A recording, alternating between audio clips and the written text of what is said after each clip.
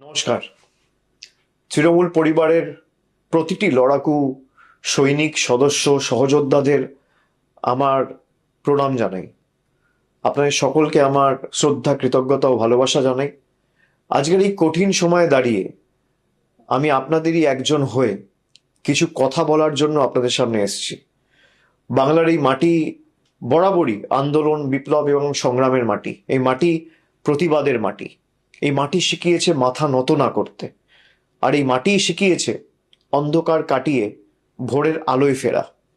আমি জানি গত কয়েকদিন ধরে, বিশেষ করে 4 তারিখের পর থেকে আপনাদের ওপর দিয়ে যে ভয়াবহ ঝড় বয়ে গেছে এবং যে তাণ্ডব লীলা চলেছে, বাংলা বিরোধী বিজেপি আশ্রিত দুষ্কৃতীদের হাতে তৃণমূল কংগ্রেসের কর্মী, সমর্থক, শুভানুধ্যায়ীরা ইতিমধ্যে বিভিন্ন জায়গায় আক্রান্ত হয়েছে এবং আমাদের দলীয় কার্যালয়গুলিতেও ভাঙচুর করা হয়েছে।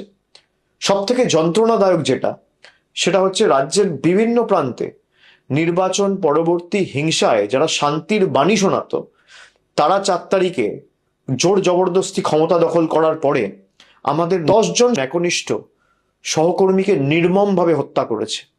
এন্টালির তাপস নস্কর, নানুর বিধানসভার আবির শেখ, বেলেঘাটার বিশ্বজিৎ পটনায়ক, পূর্বস্থলী দক্ষিণের পিঙ্কু দেবনাথ, কুলপির মিঠুন সামন্ত, গোঘাটের সহদেব বাগ বা নারায়ণগড়ের বীরেন পাত্র বা সপ্তগ্রামের সোমনাথ ভট্টাচার্য এবং চাকদাহের তপন শিকদার, প্রায় 10 জন সহকর্মীদের আমাদের থেকে কেড়ে নিয়েছে, নির্মমভাবে হত্যা করেছে এই ভারতীয় জনতা পার্টির হাড়মাত জল্লাদরা।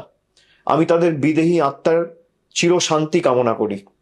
তাদের শোকসন্তপ্ত পরিবার পরিজন এবং শুভাকাঙ্ক্ষীদের প্রতি আন্তরিক সমবেদনা জানাচ্ছি।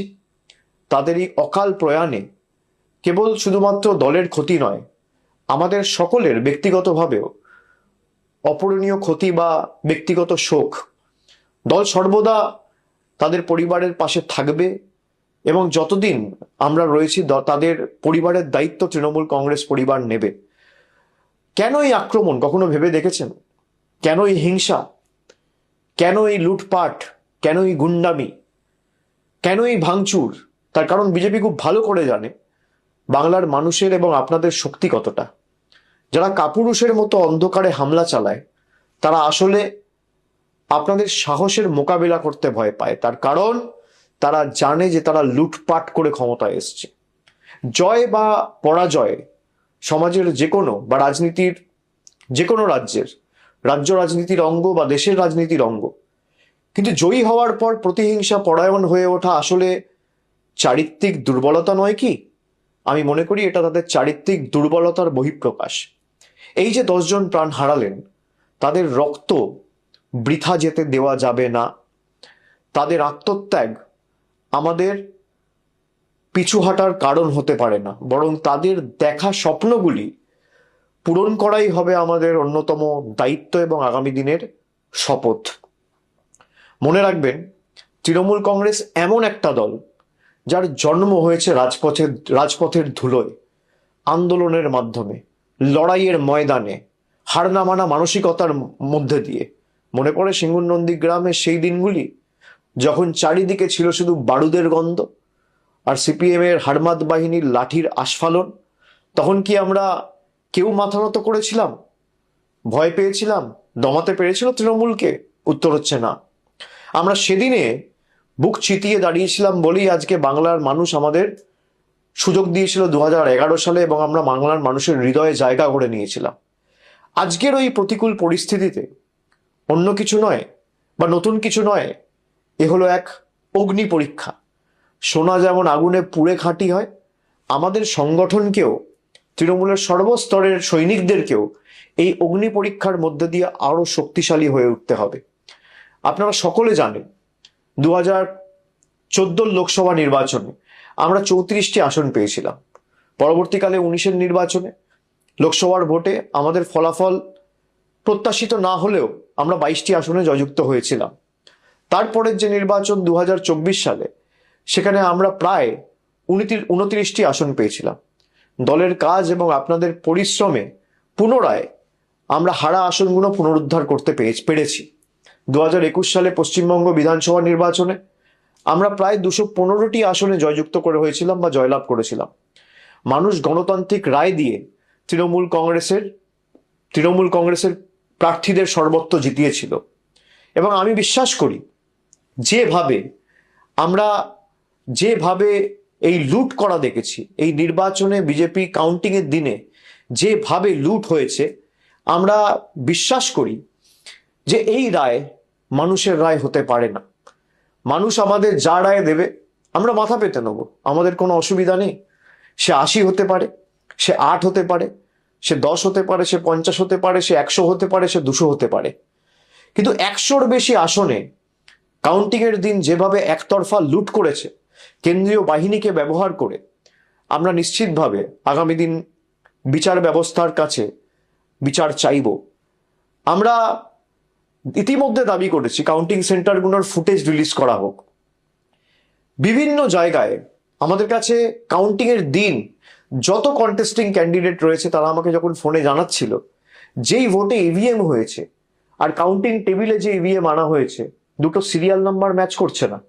যখন রিটার্নিং অফিসারকে বলা হচ্ছে, রিটার্নিং অফিসারের কাছে কোনো উত্তর নেই, তখন কেন্দ্রীয় বাহিনীকে ডেকে তৃণমূলের এজেন্টদের মেরে বের করে দেওয়া হচ্ছে, তৃণমূলের ইলেকশন এজেন্টের কার্ড ছিঁড়ে দেওয়া হচ্ছে, কন্টেস্টিং ক্যান্ডিডেটদের কার্ড ছিঁড়ে দেওয়া হচ্ছে, কাউন্টিং হল থেকে বার করে দেওয়া হচ্ছে।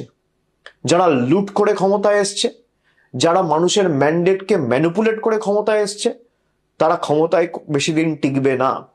আমি বিশ্বাস করি সত্যিটা মানুষের কাছে যথা সময়ে উন্মোচিত হবে এবং সঠিক তথ্যটা মানুষের কাছে উপস্থাপিত হবে।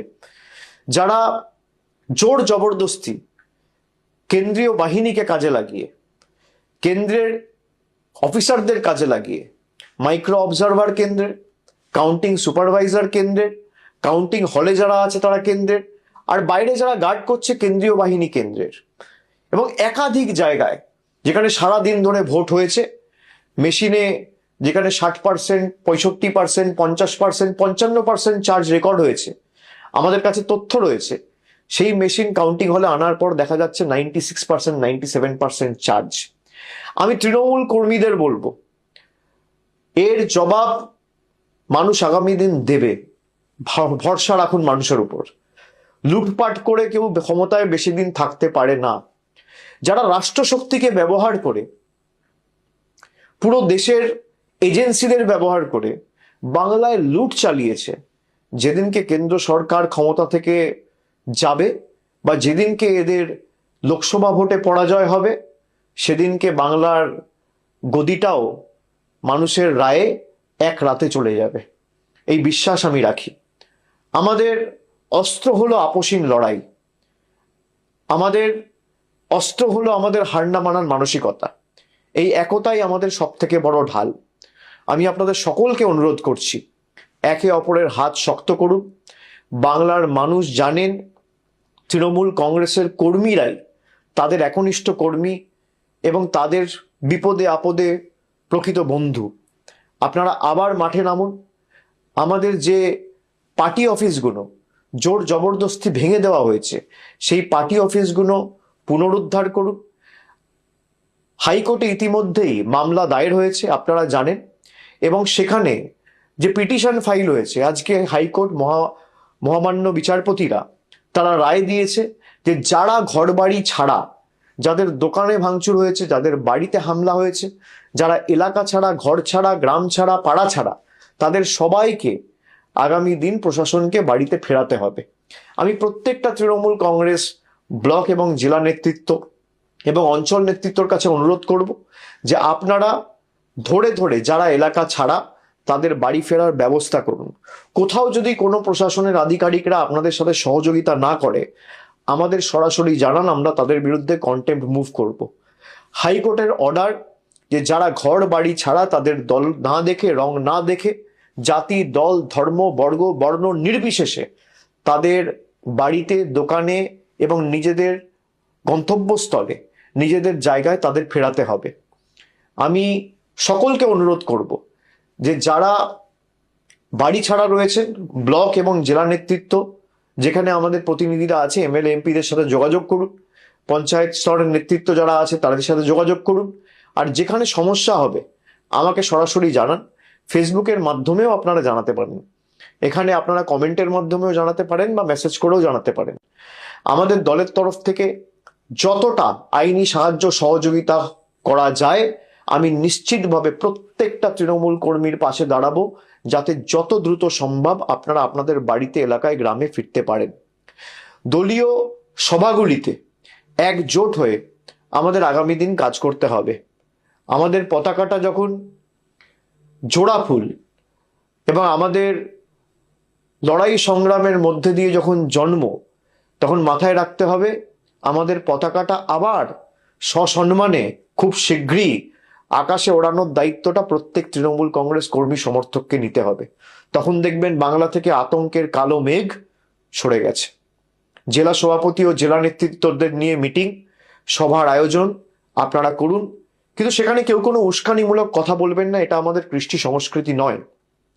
আমাদের সভা হবে শান্তির বার্তা, সম্প্রীতির বার্তা, ঐক্যের ডাক দেওয়ার জন্য।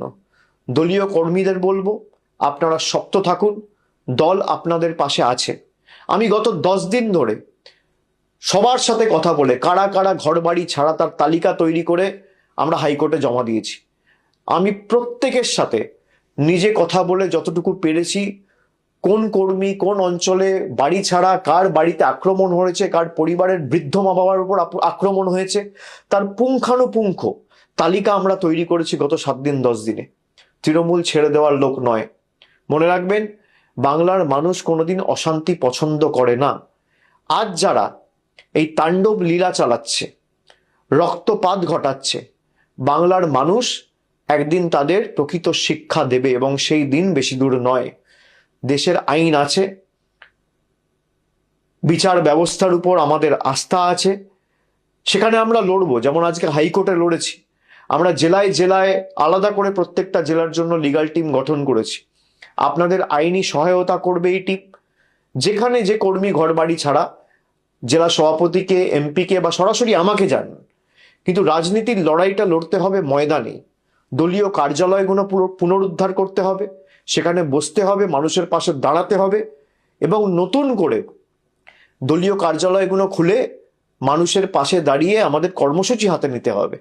সকল কর্মী সমর্থকদের একজোট করে আপনারা ব্লকে, টাউনে, বিভিন্ন এলাকায়, বিধানসভায় বিজেপির সন্ত্রাসের বিরুদ্ধে আগামী 2-4 দিনের মধ্যে থানায় একটা ইন্টিমেশন জমা দিয়ে প্রতিবাদ মিছিল করুন। আমাদের নেত্রী মমতা বন্দ্যোপাধ্যায় সব সময় একটা কথা বলেন, বিপদের দিনে যে আগে বুক পেতে দাঁড়ায় সেই তো দলের প্রকৃত সৈনিক বা আসল যোদ্ধা। আপনারা সেই যোদ্ধার এবং সেই তৃণমূল দলের সদস্য। আজ যদি আমরা পিছিয়ে যাই বা এক পা পিছোপা হই, তবে আমাদের সেই শহীদ ভাইদের আত্মা কোনোদিন শান্তি পাবে না, এবং তাদের এই অকাল প্রাণ যেভাবে বিজেপি কেড়ে নিয়েছে, তাদের জীবন আমরা বৃথা যেতে দেবো না। তারা যে স্বপ্ন দেখেছিলেন একটি সুন্দর, শান্ত এবং সম্প্রীতির বাংলার, সেই স্বপ্নের দায়িত্ব আজকে আমাদের সকলের কাঁধে, আপনাদের কাঁধে। আমরা শীঘ্রই আবার এই বাংলায়, মামাটি মানুষের বাংলায় সত্যি যেদিনকে উন্মোচিত হবে, মানুষ বুঝতে পারবে এবং তৃণমূলই থাকবে। কোনো শক্তি তৃণমূলকে এই গণজোয়ারে রোধ করতে পারবে না। যারা আজ আস্ফালন করছে তাদের মনে রাখা উচিত, গীতায় বাণী রয়েছে, অধর্মের আয়ু বেশি দিন নয়, সত্য আর ন্যায়ের জয় হবেই হবে। আসুন আজ থেকে আমরা শপথ নিই, আমরা লড়াইয়ের ময়দান থেকে পিছুপা হব না। আমরা মাথা উঁচু করে চলব, মানুষের জন্য কাজ করব, মানুষের জন্য লড়ব, বাংলার ঐতিহ্য, সংস্কৃতি এবং কৃষ্টিকে রক্ষা করব, এবং তৃণমূলের প্রত্যেকটি দলীয় কার্যালয় থেকে স্লোগান ওঠাবো, জয় বাংলা গর্বের সাথে বলবো। অন্ধকার যত গভীর হয়, সূর্যোদয় ততটাই নিকটবর্তী হয়। বাংলার বুক থেকে এই অশুভ শক্তিকে দূর করে আমাদের আবার পথে নামতেই হবে সকলকে। আমি শীঘ্রই যেখানে আপনারা ডাকবেন আমি নিশ্চিতভাবে যাব। আমার ঘরের বাইরেও এরা কি অত্যাচার করেছে আপনারা দেখেছেন, সব আমরা দেখেছি। বিজেপির আসল স্বরূপ আমরা দেখেছি। আমার লড়াই বিজেপির সাথে, আপনার লড়াই বিজেপির সাথে, কিন্তু পরিবারের ছোট সন্তান, ছেলে মেয়ে, কাউকে এরা রেয়াত করেনি। এই কৃষ্টি, এই সংস্কৃতি কোনোদিন বাংলার মানুষ দেখেনি। আমি বিচার এবং এর সদুত্তর বিশ্বাস করি মানুষ দেবে, তাই আমি সবকিছু মানুষের উপর ছেড়ে দিচ্ছি। মনে রাখবেন, আমরা সেই দলের কর্মী যারা মৃত্যুকে চোখের সামনে দেখেও কোনোদিন পিছু পা হতে শেখেনি। এই সাময়িক বাধা আমাদের অগ্রযাত্রাকে বা আমাদের লড়াইয়ের মানসিকতাকে স্তব্ধ করতে পারবে না। আপনারা ঐক্যবদ্ধ হয়ে এগিয়ে চলুন, লড়াইয়ে থাকুন। মাঠ আবার আমাদের হবে, মানুষের হৃদয় আমরাই জয় করব। শুভ দিন বাংলায় আসবেই। শুধু ধৈর্যের সঙ্গে আমাদের সকলকে এই লড়াইটা জারি রাখতে হবে। আপনাদের লড়াকু মেজাজ এবং এই স্বৈরাচারী বিজেপির বিরুদ্ধে হার না মানা মানসিকতা, লড়াই করার সেটাই হবে শ্রেষ্ঠ জবাব। আমি সকলকে অনুরোধ করব যে আপনারা আস্তে আস্তে তৃণমূলের পার্টি অফিসগুলো খুলবেন, বসবেন। দলের জেলা স্তরের যারা নেতৃত্ব আছে, আমি সকলকে অনুরোধ করব যে অঞ্চল স্তরে বা ওয়ার্ড স্তরে বা বুথ স্তরে যে কর্মীদের উপর আঘাত হয়েছে, প্রত্যেকটা জায়গায় একটা করে এফআইআর করবেন। এফআইআর যদি না নেয় থানা, তাহলে স্ট্রেট একটা অনলাইন এফআইআর করবেন এবং 48 ঘন্টার মধ্যে ফিজিক্যাল কপি থানায় জমা দেবেন এবং কপিগুলো আমাদের পাঠাবেন। এদের সবার, যারা আজকে বিজেপির কথায় বাংলার কৃষ্টি সংস্কৃতিকে নষ্ট করে বুলডোজার চালিয়ে রবীন্দ্র নজরুলের বাংলাকে উত্তরপ্রদেশ এবং বিহারে পরিণত করার চেষ্টা করেছে, তাদের সবার জবাব বাংলা দেবে, এই বিশ্বাস আমি রাখি। জয় হিন্দ, জয় বাংলা, বন্দে মাতরম।